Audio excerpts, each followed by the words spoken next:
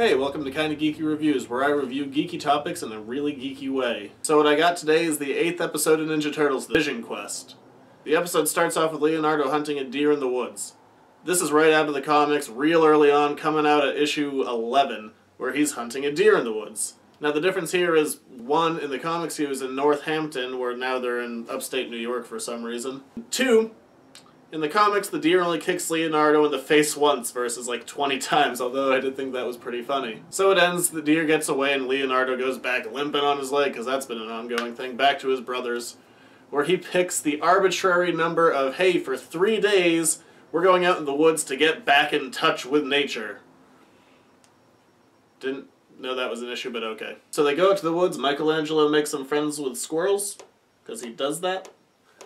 Now they all sit around this campfire where this blue apparition of Splinter comes up. This is right out of the first movie. It was a lot of fun to see them make that little connection.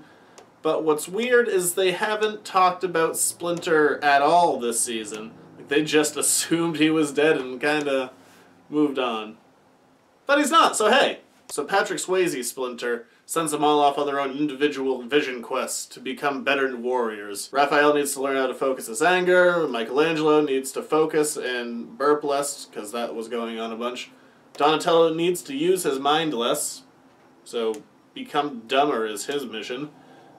And Leonardo needs to get over this whole I have a busted leg thing. So everyone goes off on their own separate vision quest.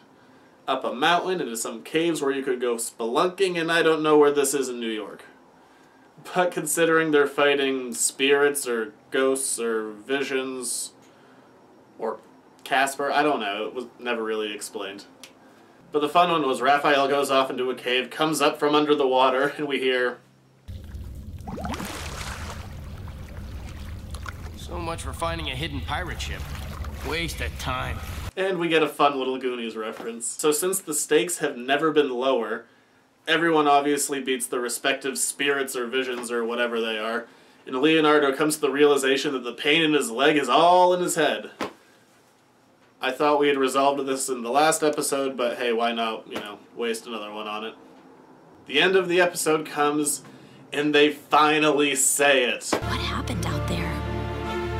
It's time. We're going back to New York. God, that took a long time. So far this season's been a little weaker. We've got Bigfoot making out with Donatello, Napoleon Dynamite showing up, and while we've just been forgetting that Splinter might be dead and there's an invasion in New York where everyone's turned into creepy pink gumball monsters. We just forgot about that. So I'm glad they're finally going back to New York.